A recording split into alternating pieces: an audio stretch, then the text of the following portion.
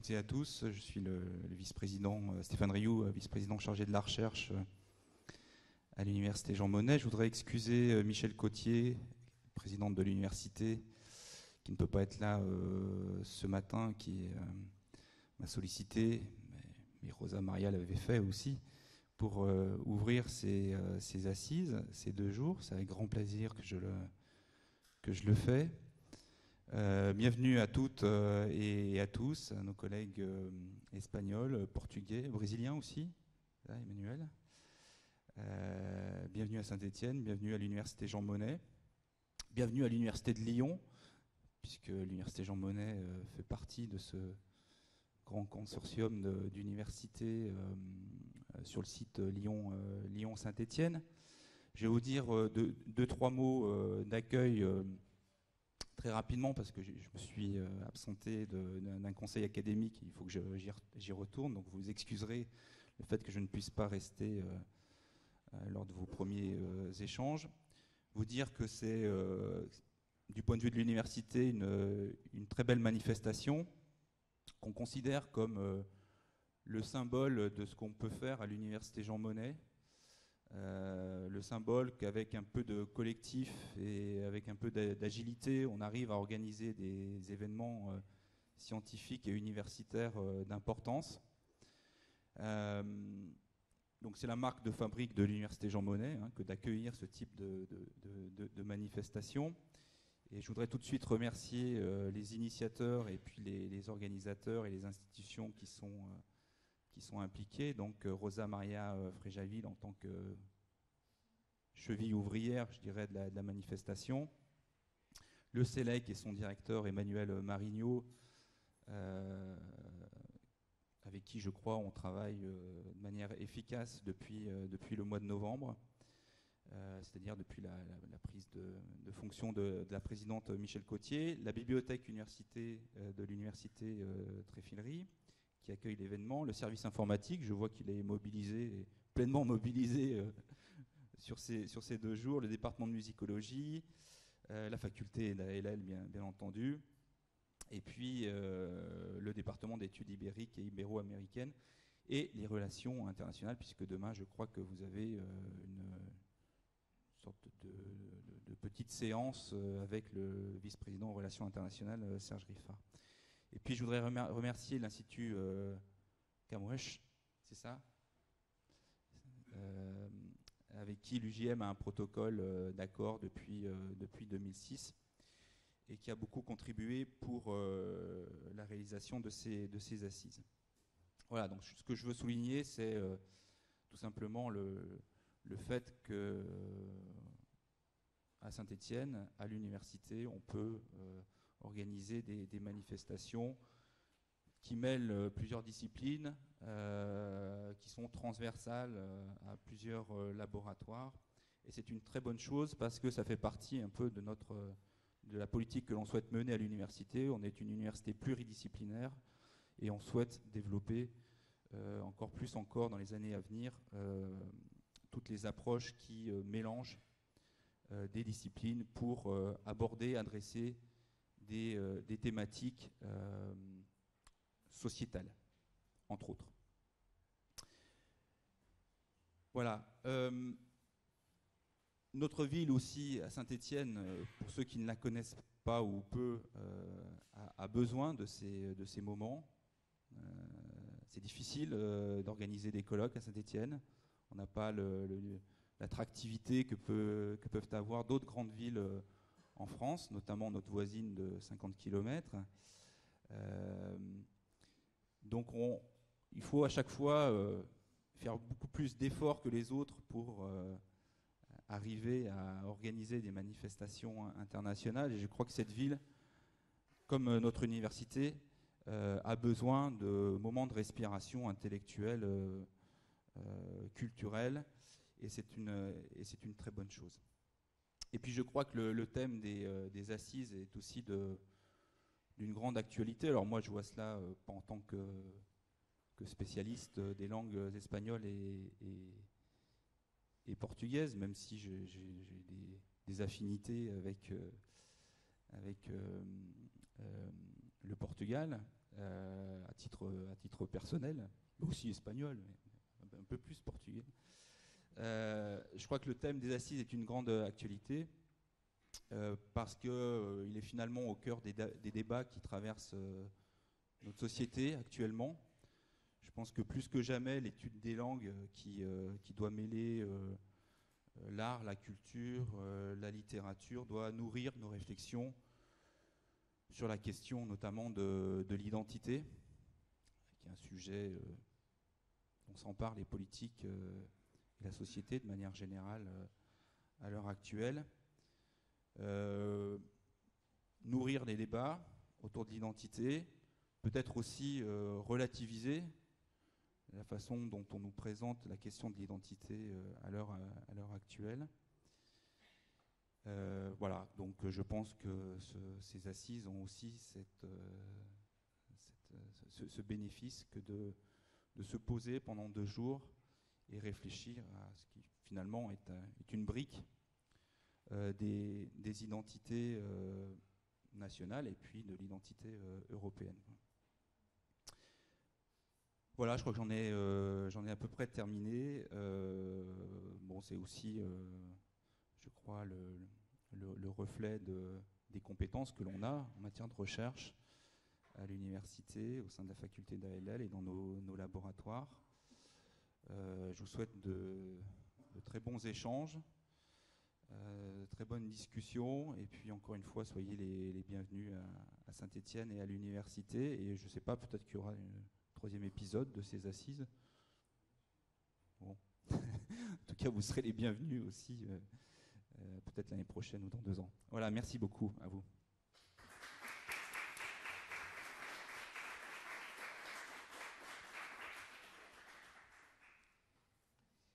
Merci beaucoup à Stéphane Rioux, donc vice-président à la recherche. Alors, comme représentant du laboratoire, du CELEC, je commencerai donc par remercier l'équipe présidentielle et en particulier Stéphane Rioux, équipe présidentielle qui soutient clairement les sciences humaines, les activités scientifiques en sciences humaines et sociales. Les temps sont durs, mais on peut encore, en effet, à l'UJM, à l'université de Saint-Étienne, mener dans des conditions très très correctes une bonne recherche en sciences humaines et sociales, et en particulier notre vice-président évoquait à l'instant la politique scientifique qui, en effet, s'efforce d'agréger les sciences dures et les sciences humaines et les divers laboratoires au sein des sciences humaines et sociales. Donc merci pour ce soutien non seulement concret, le nerf de la guerre, mais surtout politique. C'est particulièrement important de se sentir soutenu.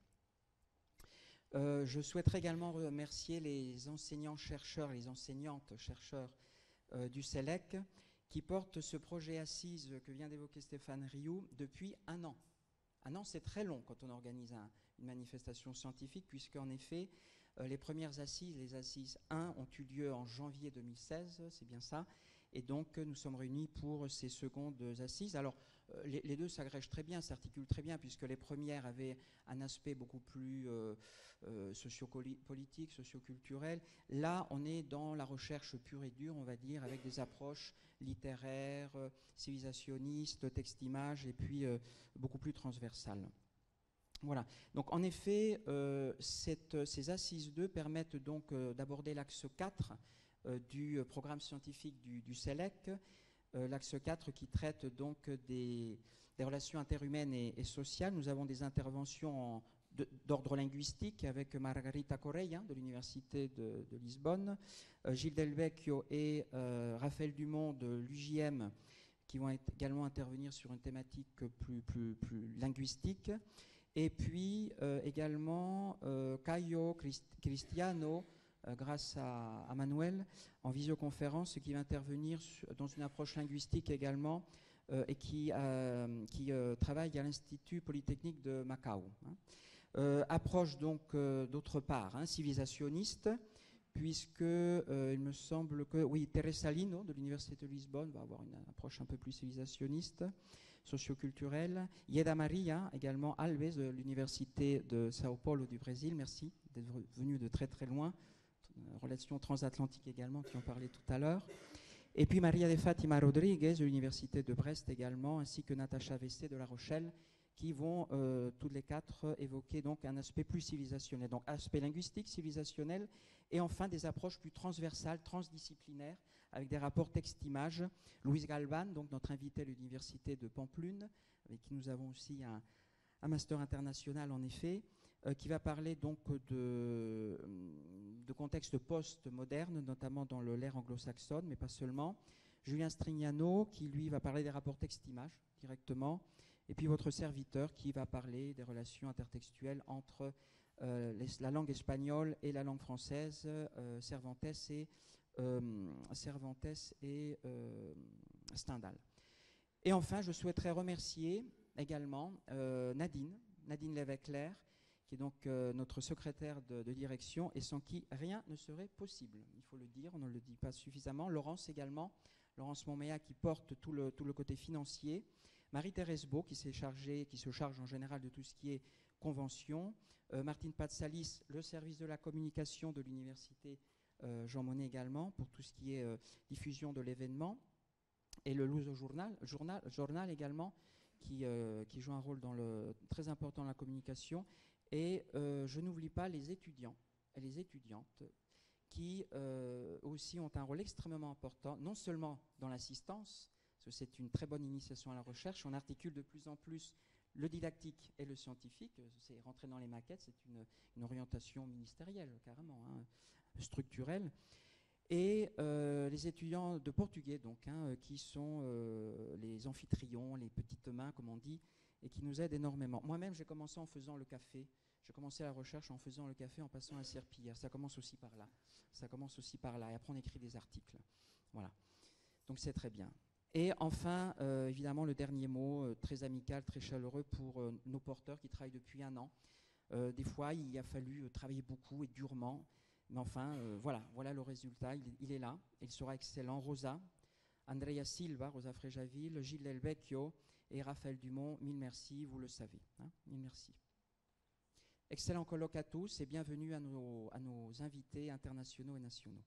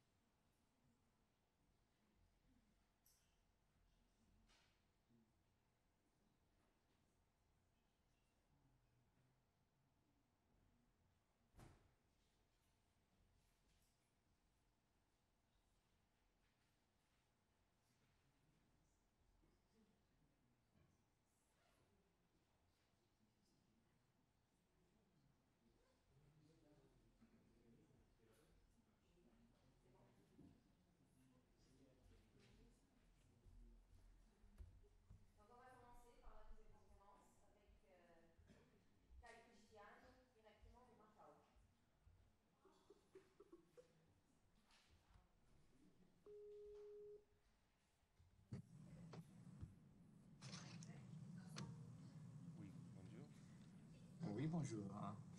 Ok. Là, je vais changer la caméra pour que vous voyez le public. Et Ok. vous pourrez commencer quand vous voudrez. Ok. Oui, attendez là. On va voir une petite présentation avant. Ça marche.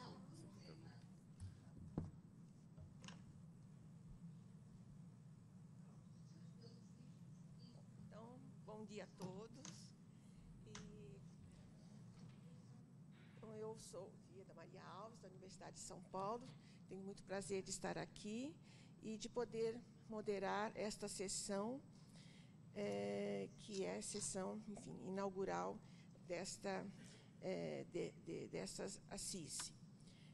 Então, nós vamos começar com o professor Caio Cristiano, do Instituto Politécnico de Macau, que vai apresentar trabalho sobre a diffusion de la langue portugaise, l'éternelle question. Então, professor Caio, com a palavra. Tout d'abord, je suis très honoré de pouvoir être devant vous. Je ne sais pas, tout d'abord, vous me dites si vous m'entendez bien, si tout va. Oui, parfait. Donc, je suis très honoré. Je suis à Macao un peu de l'autre côté du monde. Et je vous parle ici, il est 16h04.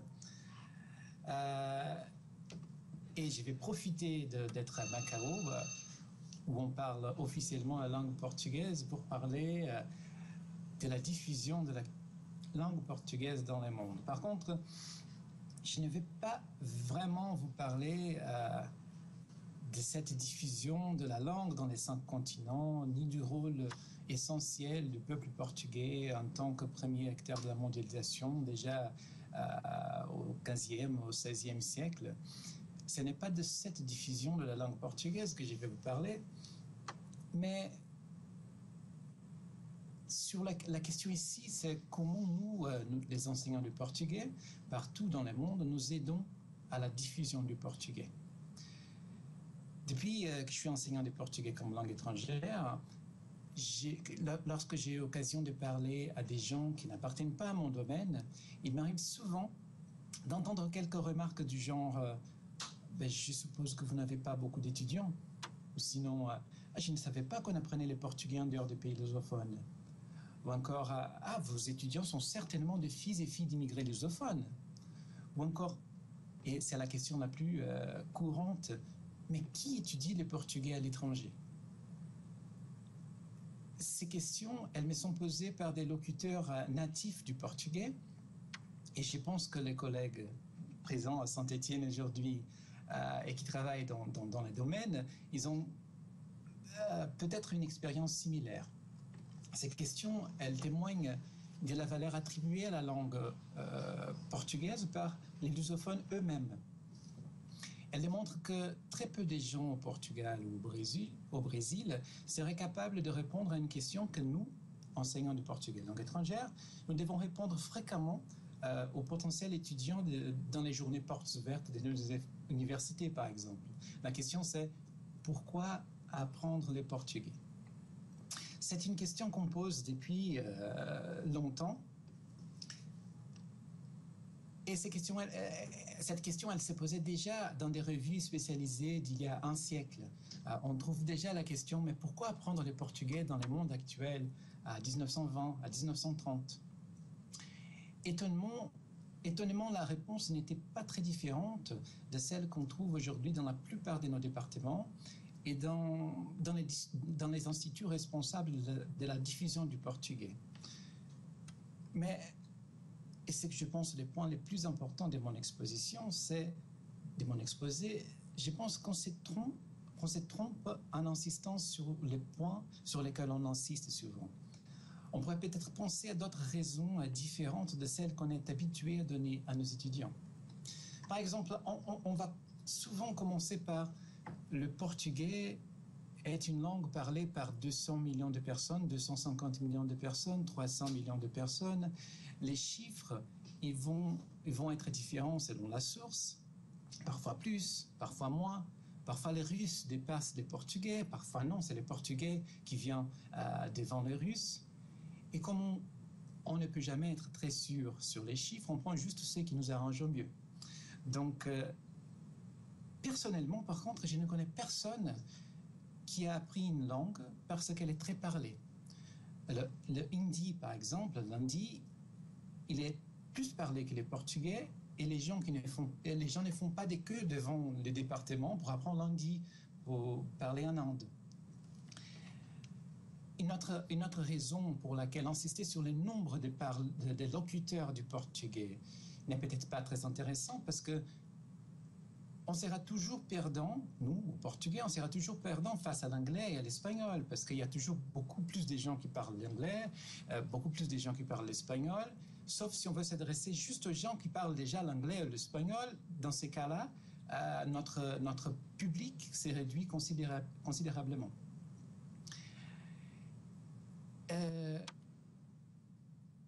Donc, et on sait qu'on peut toujours parler une lingua franca, une langue commune pour se communiquer. Moi, ça fait pas très longtemps que je suis arrivé à Macao.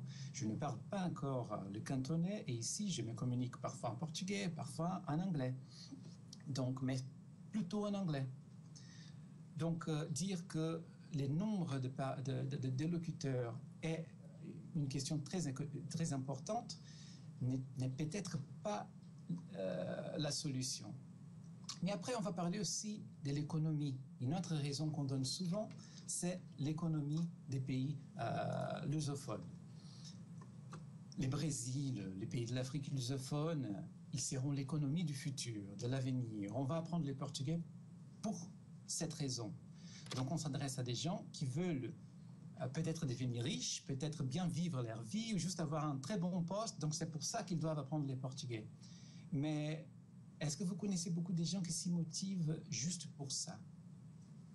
Je connais une histoire qui illustre un peu ce que je vais dire. Si vous allez à une école de musique aujourd'hui, par exemple, vous prenez les gens qui sont en train d'apprendre le piano, et quelqu'un qui dit j'apprends le piano parce que je vais devenir riche, je vais être un musicien très connu, je ne pense pas que cette personne sera dans l'école de musique et sera un grand pianiste dans 10 ans. Si vous revenez dans 10 ans, ce sont les gens qui aiment le piano qui seront là. De plus, si on veut être cohérent, et si on dit aux gens d'apprendre une langue parce que l'économie du pays où la langue est parlée va très bien, on devait aussi dire aux gens d'arrêter d'apprendre cette langue quand l'économie va mal. Donc, c'est un peu un paradoxe. L'économie du Brésil, par exemple, pendant les 13 dernières années, le Brésil a vécu cet essor économique remarquable, mais pendant ces 2-3 dernières années, il semble que l'avenir, surtout l'avenir économique brésilien, ne sourit pas.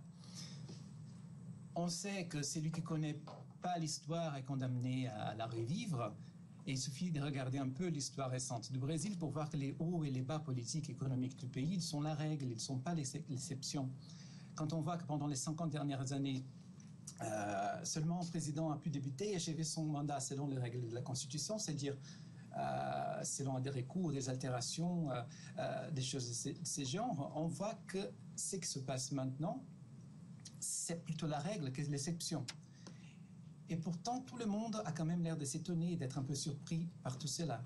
Pendant les années 1940 déjà, Stefan Zweig, il a écrit ses livres très connus, Le Brésil, les pays de l'avenir. Mais il semble, un temps de temps après, que le Brésil est toujours le pays de l'avenir. Il n'est pas encore le pays du présent. Donc, le plus important, ça sera d'être les pays du présent. Donc, tant que ces pays de l'avenir est là, je ne vois pas comment il peut être cette influence pour l'apprendre la langue. Une autre raison qu'on donne souvent, c'est le tourisme, les paysages, les monuments, les patrimoines de l'humanité. On va apprendre une langue pour aller visiter le pays. Là, je ne vais pas trop insister. On sait qu'on n'a pas besoin on n'a pas vraiment besoin de parler la langue du pays pour les visiter en tant que touriste.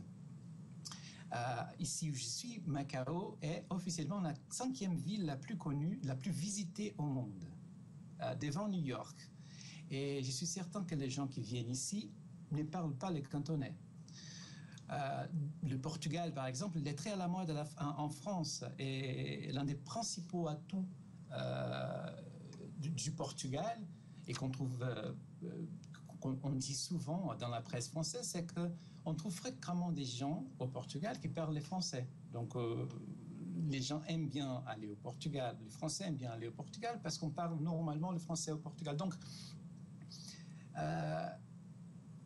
on peut dire que parler une langue aide dans le tourisme, mais ce n'est pas essentiel. Et là, on passe à normalement cette dernière étape, ces derniers arguments pour apprendre la langue, la culture, les grands écrivains, les grands musiciens. Et c'est là, à mon avis, qu'on arrive à un point névralgique. Je pense que ça serait comme prêcher à des convaincus si je me mettais à parler de l'importance de la culture dans une société.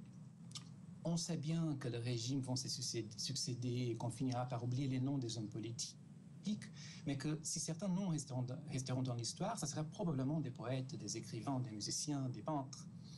encore très récemment, d'un point de vue historique, au Brésil des années 60-70 par exemple, tout le monde sait que des artistes comme Chico Buarque, Gilberto Gil ou Caetano Veloso, ils étaient très actifs dans la lutte contre la dictature, et peu de gens se rappellent même les noms des dictateurs. Donc, il nous semble que la culture devrait tout à fait être une valeur sûre dans la motivation pour l'apprentissage des langues. Et qu'est-ce qu'on fait donc? On essaie de montrer à nos étudiants ce qu'il y a de mieux en termes artistiques et littéraires. On va donc leur donner des textes de Camões, de Gil Vicente, de Père Antonio Vieira. On va leur parler des musiques traditionnelles et de la musique lyrique de nos pays. On va dire que Villa-Lobos est l'un des compositeurs les plus brillants et importants du XXe siècle et qu'il était brésilien. Et souvent, on va s'étonner que cela ne marche pas trop bien. Pire, on va même parfois jusqu'à dire que c'est la faute à l'étudiant. Qu'ils ne sont pas assez brillants. J'ai déjà entendu ça dit par des professeurs. Si j'avais du matériel humain de meilleure qualité, je ferais des merveilles. Mais si on s'arrête un peu pour penser, ce qu'on dit, c'est qu'on veut un étudiant idéal, qui s'intéresse à tout ce qu'on dit, qui lit tous les tests qu'on leur donne. Mais si nous arrêtons un peu plus encore, on va arriver à la conclusion que cet étudiant idéal n'a même pas vraiment besoin de nous.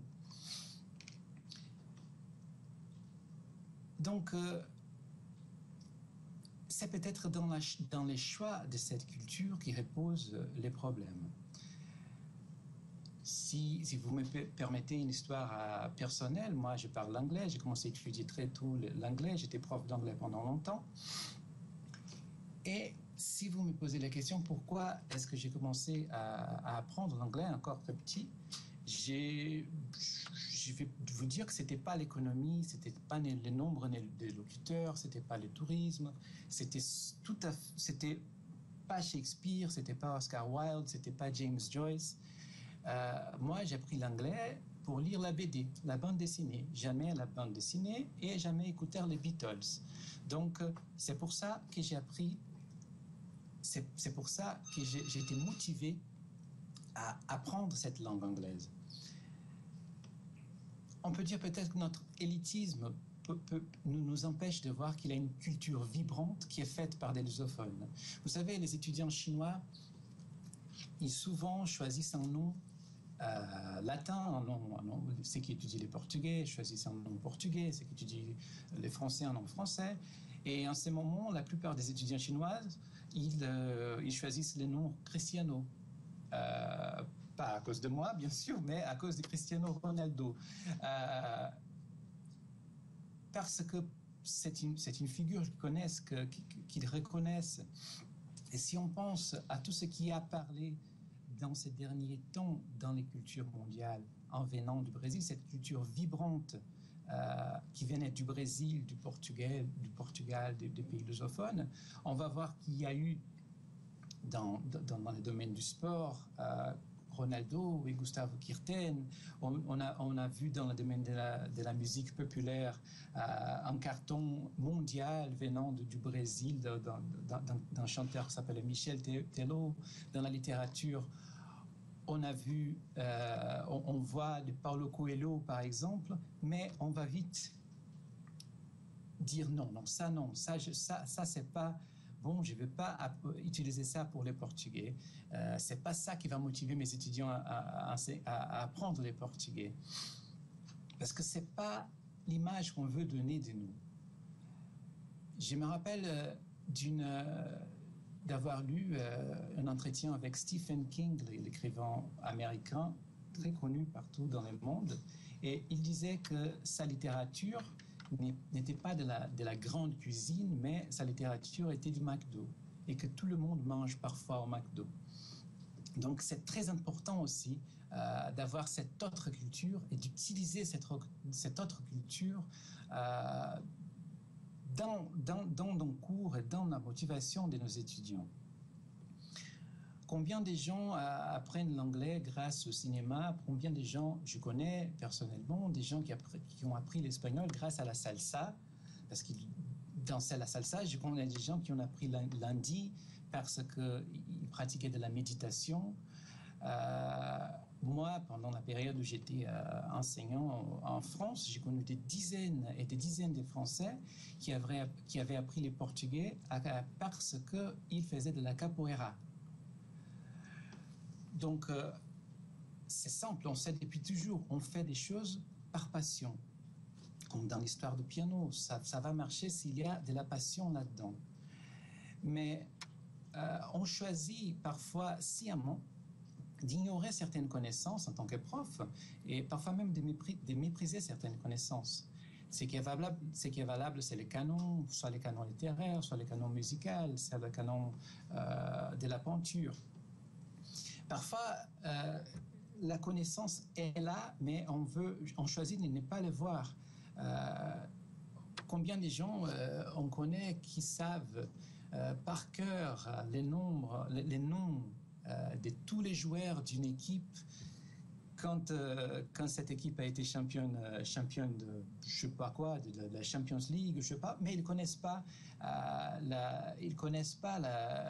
les noms des rois de France, du Portugal, mais les types de connaissances impliquées dans tout cela est exactement le même, c'est la mémoire, mais la mémoire affective, elle est très importante, c'est elle qui va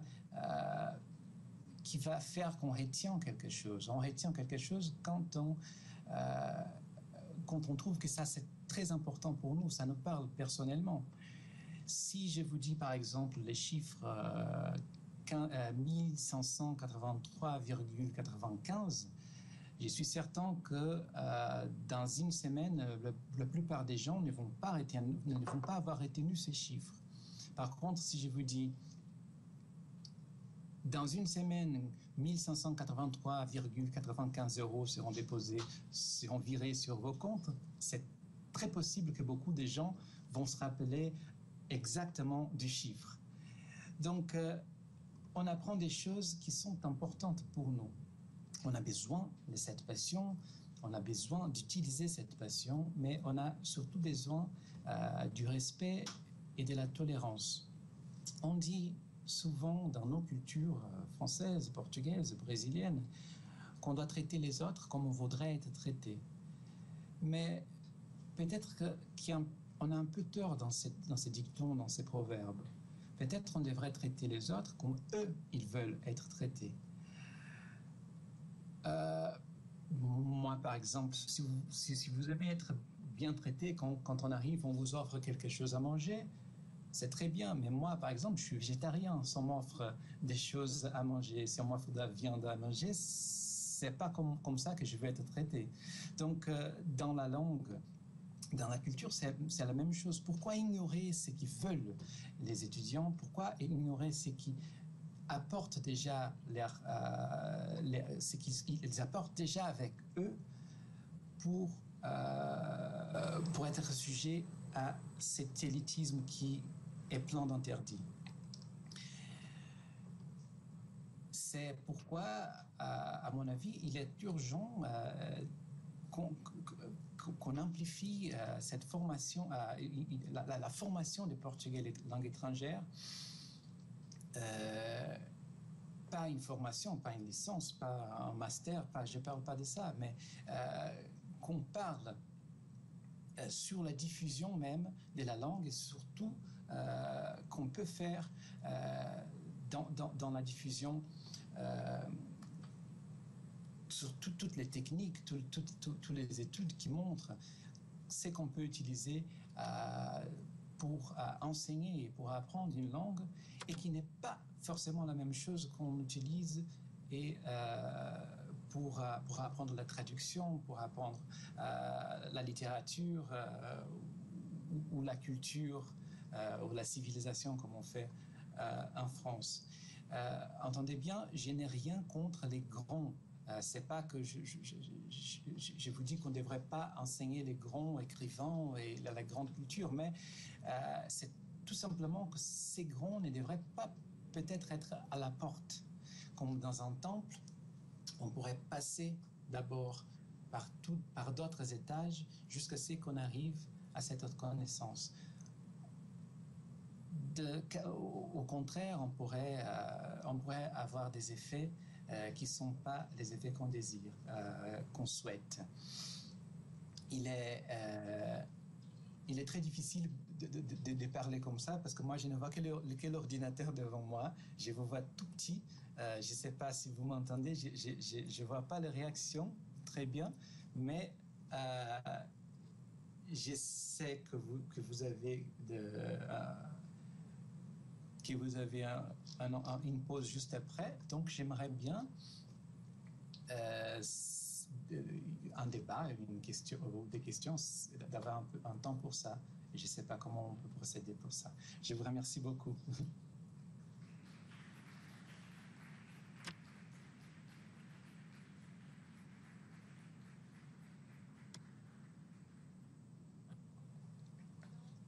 Agradecemos muito ao professor Caio por essa brilhante exposição, essa análise de nossos países, né? Essa visão que tem, não é? Do Brasil, do Portugal, dos países lusófonos. E vamos ter agora uma pausa, né, para o café. As questões agora.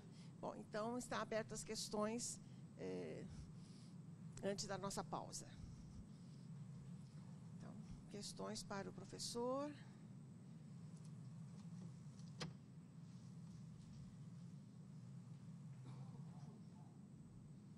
Acho que foi tudo muito claro. Não há questões. Tem? Sim, Rosa. Bom dia, Caio. Rosa Maria. Dia? Eu apareço. Para me ver. Está-me a ver? Agora. Ok. J'ai beaucoup aimé votre exposé, votre vision de la diffusion de la langue portugaise, mais ma question était comment faire? Donc, on a évidemment Michel Tello, on a la samba, on a des écrivains qui sont très connus dans le monde comme Paulo Coelho, mais par rapport à l'enseignement du portugais à l'université, quelle est votre vision? Est-ce qu'il... Ça marche plus? Ça marche? Ça marche? Vous m'écoutez? Ouais. Donc, quelle est votre vision? Quels seraient les moyens ou l'idée d'amélioration de nos pratiques d'enseignement du portugais? Ok. Je ne sais pas, parce que quand vous parlez au microphone, il y a beaucoup d'écho. J'ai entendu quelque chose par rapport à la samba. Comment intégrer la... Non.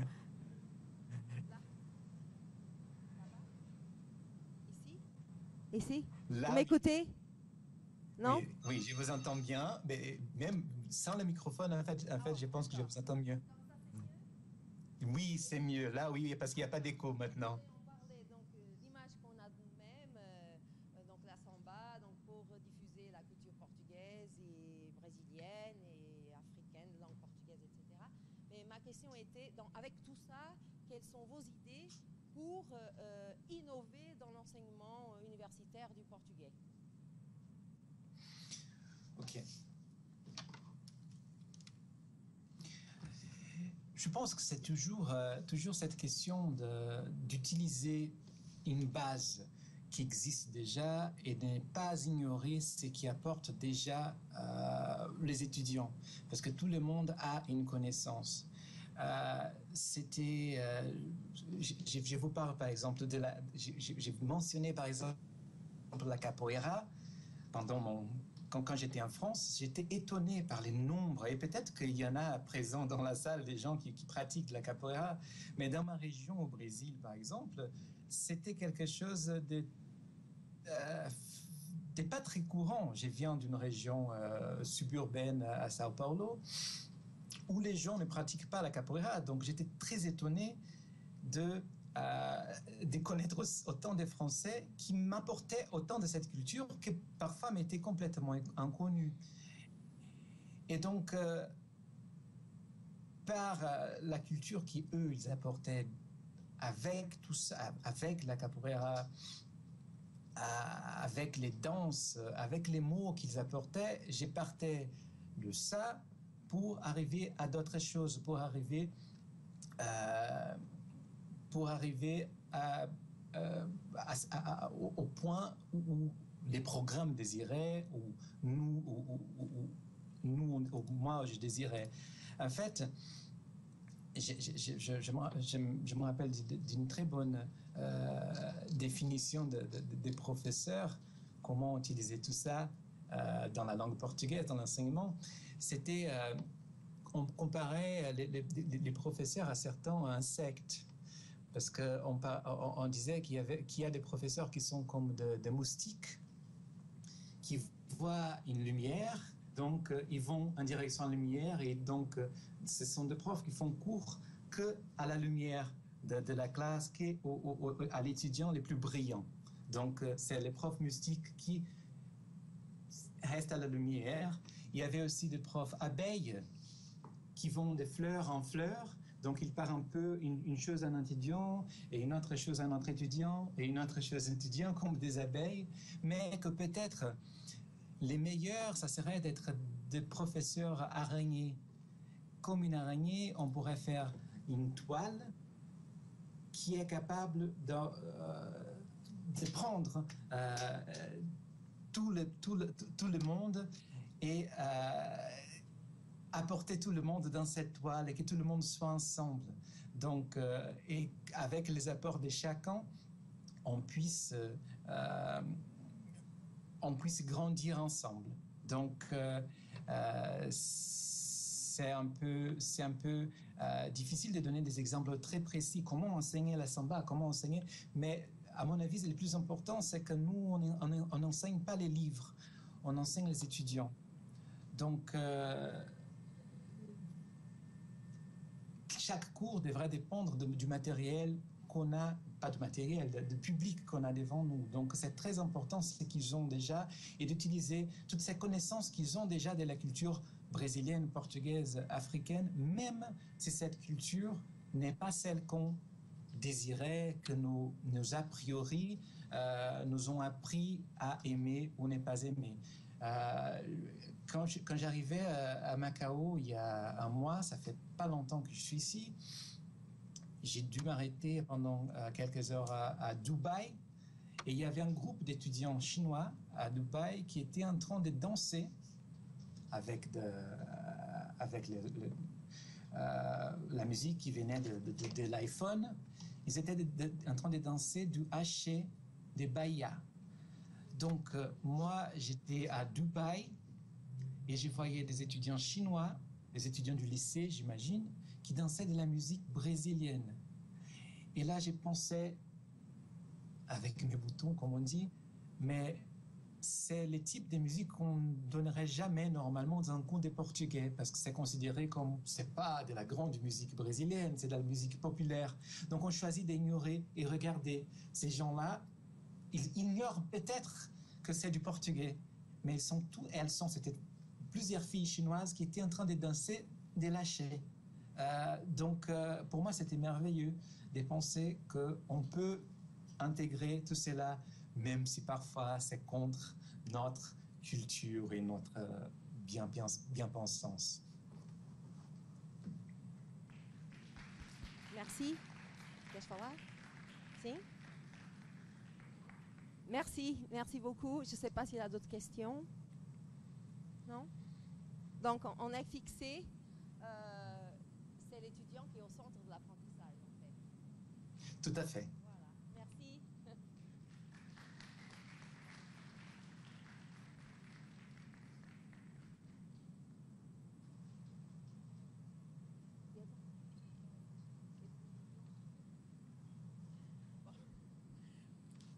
Então, encerrando esta sessão com o professor Caio, de Macau, né? Nós agradecemos novamente e vamos para a nossa pausa. Depois a continuidade de nossas Assisi. Muito obrigado, professor. Bom dia aí, Macau. Muito obrigado.